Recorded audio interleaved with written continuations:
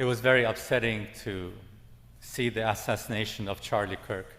He was such a good family man, and he had 2 toddlers. It was such an evil act. It took me quite a while to find my peace. It was just so upsetting and angering. I liked what he was doing, going to campuses to not just talk to young people, but to engage in dialogue. I didn't agree with everything he said, maybe a couple of things I disagreed with, but I really liked what he was doing in dialoguing. We should be able to just talk to each other, even if we disagree, without having to go to fight and kill one another. I remember in the early days, when I first went to college, before I went to the seminary, I went to UC Berkeley for 4 quarters.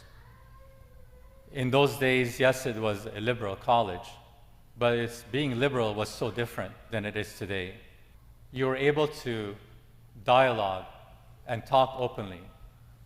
And it was an exciting feeling because you're mixed with people of all cultures and backgrounds and ideas, and you didn't know who you're going to run into to talk to, just to discuss things.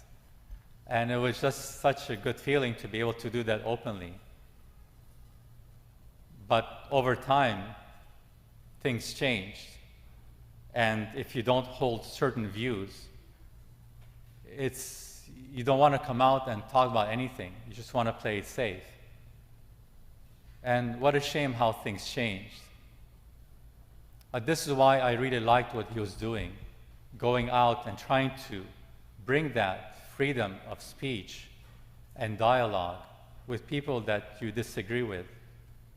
It's healthy, it's good. The bullet that killed Charlie is really a symbol of lack of tolerance and lack of freedom. People that lose control of their anger can justify anything. And that can happen to any of us. We can become so angry because there are so many things to drive us to anger, but we can become so angry that we lose control of rationality. A warped morality distorts the mind. In the name of being anti-fascist, this young man that killed him became the worst kind of fascist.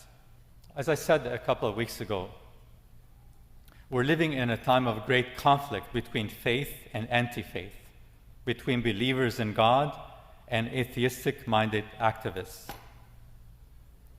Now, many atheists are good people, and I've met quite a few. There are atheists that are activists, though, that don't believe the things that are very dear to us. I'm not talking about just faith, but basic human values. They don't believe that human beings have inherent rights. Because when you speak of inherent rights, it implies that you believe in God that gave those rights to begin with. They don't believe that people have a dignity about them that comes from God, that they're in the image of God. And so when they try to argue something, it's not to reach truth, because there is no objective truth per se. There are things that we agree on. And so when they argue, it is to win the argument so that they can gain certain power or certain influence or their own way.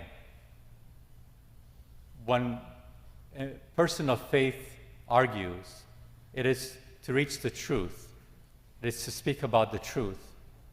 It is for the common good and inheritance of humanity.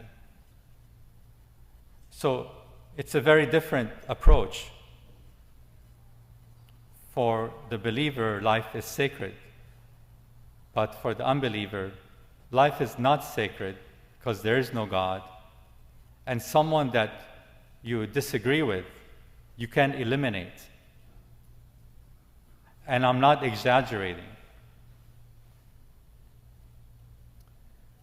A century ago or more, atheistic communists took over a great part of the East, Russia, China, and they killed mercilessly 200 million human beings. 200 million. The same mentality is infecting our society, our country, and the entire world. We have to be aware of what's happening so that we don't just go along with things and be fooled by it. Jesus, too, was a man who went out to the people, and he spoke to the people, and he touched their hearts.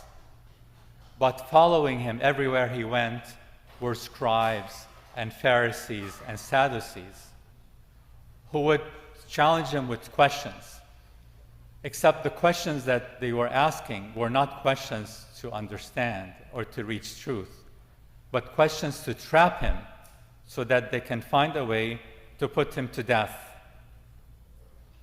But they couldn't trap him. And he was winning over more people. And so they killed him. That was their solution. Just like it is a solution today for many people. Jesus' disciples, when he was crucified, they were so distraught, they thought, that's it. He's not coming back. We lost. And they didn't know what to do. But he did come back. He did rise from the dead. And they received the power from heaven. The Holy Spirit came down to give them the courage and strength. You know, the people that opposed Jesus, they came after and followed him to the cross, making fun of him even on the cross. That's how bad it was. Just like when Charlie Kirk died, a man cheered in the crowd as if there was a touchdown, his team won. The apostles had to have supernatural courage to face this kind of evil. And they received that courage from the Holy Spirit. And because they were courageous and went out and still risked their life, all of them, is the reason why we have faith and we're here today gathered to worship with joy in our heart, in our worship, with a sense of mission to accomplish, to bring the truth, to bring goodness, to bring the love of God in the world and his knowledge. That same spirit is in us. Let us have the courage and the dedication. We don't have to go out and find a way to have ourselves killed. We have to be smart, clever, and how to approach things from every angle. There was a saint of the Orthodox Church. His name is Saint Paisios. He lived in Mount Athos. He was a monk. He died only 30 years ago. When he was a young man, he was drafted to war. And this was right after World War II. Greece went into a civil war because the communists were trying to take over the country. He was drafted to fight against these communists. And he asked to be on the front line so that those that have family don't have to die. And he was good with electronics and with radio. And a young man sent me a statement that I was so angry at this killing that it took a while for me to calm down, but this statement helped a lot. And this is what St. Paisios said. He said, "What I see around me would drive me insane if it were not known that no matter what happens, God will have the last word." He also said something else that's very important. because he worked with radar and things like that, he said, if you want to reach God, you have to turn the dial down to humble. You have to be humble and approach God, and that way we connect.